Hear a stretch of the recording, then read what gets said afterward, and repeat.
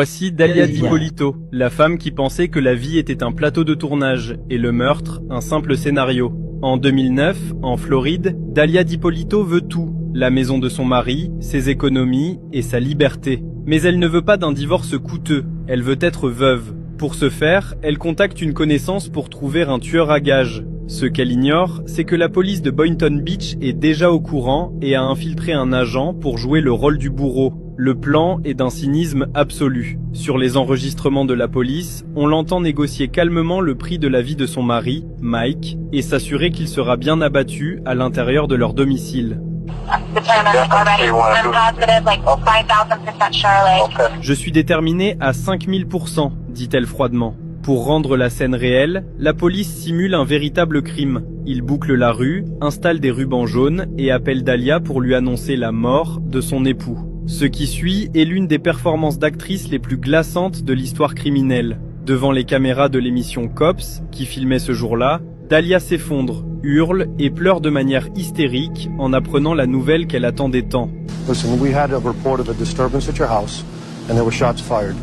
Is your husband Michael? Okay, I'm sorry to tell you, man, he's been killed. He's been killed, man. I'm sorry. No, he's not. Listen. No.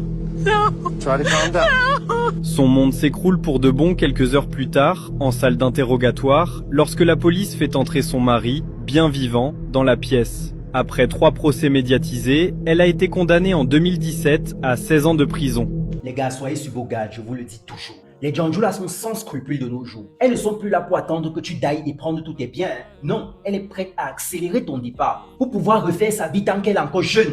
Les hommes meurent toujours avant les femmes. Mais il n'y a pas de statistiques, il n'y a pas d'enquête sur le nombre d'hommes qui meurent par AVC pour pouvoir connaître la cause de ces morts-là. Mais moi je vous dis, la plupart de ces décès sont généralement dus aux hommes qui ont marié des Django et qui ont subi tellement de stress et de dinguerie de ces Django-là qu'ils sont morts de ça au final. Et la Django pendant le deuil va s'enrouler au sol, personne ne va la soupçonner, personne ne va tirer la sonnette d'alarme par rapport à ça. On vous parle, vous ne comprenez pas les gars. Marier une Django peut être la pire erreur de votre vie, au sens propre comme au sens figuré. J'explique tout en détail dans mon livre Femme prédatrice. Toutes ces stratégies de prédation de la femme Django sont expliquées en détail dans mon livre Femme prédatrice. Écrivez-moi sur WhatsApp pour avoir le livre Femme prédatrice. Mon numéro WhatsApp est écrit en description. Les émotions, c'est pour les faibles, ici on parle.